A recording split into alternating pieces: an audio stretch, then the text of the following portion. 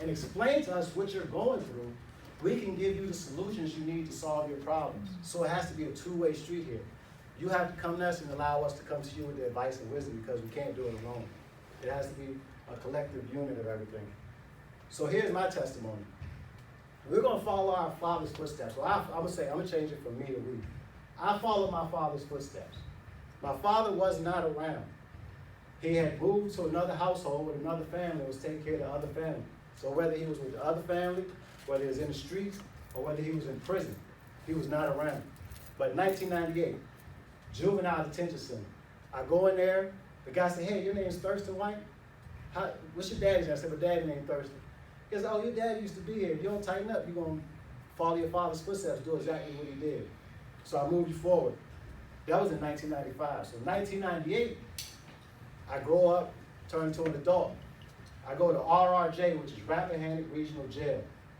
Same block, cell block Q. My father was in that block. It was an intake block. Now, my father wasn't around. He wasn't there saying, son, do this, do that. This is how you're going to get to jail. I just did everything that I knew that my father was doing. And the reason I'm telling you this is because it's important for you to make good examples for your friends and follow your fathers and role models, good examples. So I want to tell you the destruction that I went down because I followed the videos, I followed the hip-hop, I followed the movies, and I followed what my friends was doing. So that was from juvenile, it's a process. Juvenile to jail. Then in 2011, I went to HCC, which is Haynesville Correctional Institution. That's the same correctional institution or penitentiary, as they call it in the streets, that my father was at. My father didn't tell me how to get there.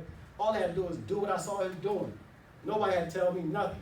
I watched TV, I listened to the videos, watched Jay-Z, Scarface, followed the footsteps, ended up there. It's dangerous. It's not what you say, it's what you do. It's your actions. We got to strive for a change. So my father wasn't there physically, but he was still there with me, and I followed the footsteps to destruction.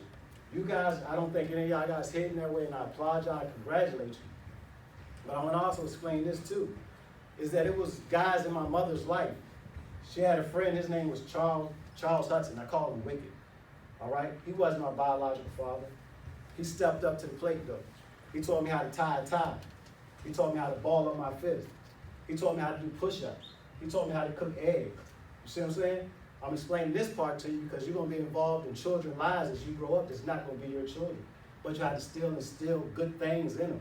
You got to realize the lessons that you teach these kids that you run into as y'all are journeying through life is going to be important. They're not going to forget it. My mother's next friend, Black Steve, he taught me how to talk to girls. Black Steve taught me how to save my money. He taught me how to develop my swag, hey, you shouldn't dress like this, you should change your clothes like that, you need to do this. That was a lesson I got. It wasn't from my biological father. It was from men that I ran into. They still planted bad seeds in me, but they still raised me in a way. So this is the sum of it all, is my heart beats to a different drum. Where the drum major at? Right there. There you go. So, on the drum line, you hear all the beats and all that. Everybody got their own swag. Everybody got their own dance. As the music goes on, people develop their own rhythm that they dance to. You can listen to the same song, and everybody in here can do a different dance. That's how your life going to be. You're going to listen to the same sad stories, the same success stories, the same song, but you have to find your dance, you got to find your lane, and you got to find the drum that your heart beats to. Because it's something instilled in us that when the congas go and the bass go, that you want to go ahead and stomp your feet and move, you're going to find a rhythm. But you got to make sure that your heart is beating to a different drum than everybody else around you. And you can't be ashamed of it because you just got to be you. All right? We don't have to be niggas. We don't have to be none of that. Our heart's going to beat to a different drum. And with that, I'll leave y'all to this.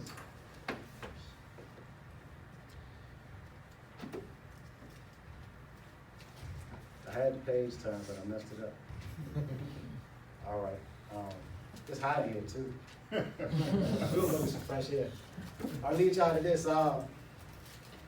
Yea, though I walk through the valley of shadow of death, I will fear no evil, for thou art with me. Your rod and your staff, that comforts me. You prepare a table in front of me in the presence of my enemies. You anointeth my head with oil. My cup runneth over. Surely goodness and mercy shall follow you all the days of my life, and I shall dwell in the house of the Lord forever. Key. Verse 5. You prepare a table before me in the presence of my enemies. You anointed my head with oil. My cup runneth over. So I'm going to ask y'all, I know everybody came in pairs. His father's here with your children. His mother's here with your children. His mentor's here with your children. I got something set up out back. I want us all step out back, and I want to demonstrate this anointing that we have to give one another. And if you're not here with an adult, we're going to pair it with friends, pair it with a mentor. Let's go out there for like 2 minutes. Y'all time? Come on, everybody. Let's go.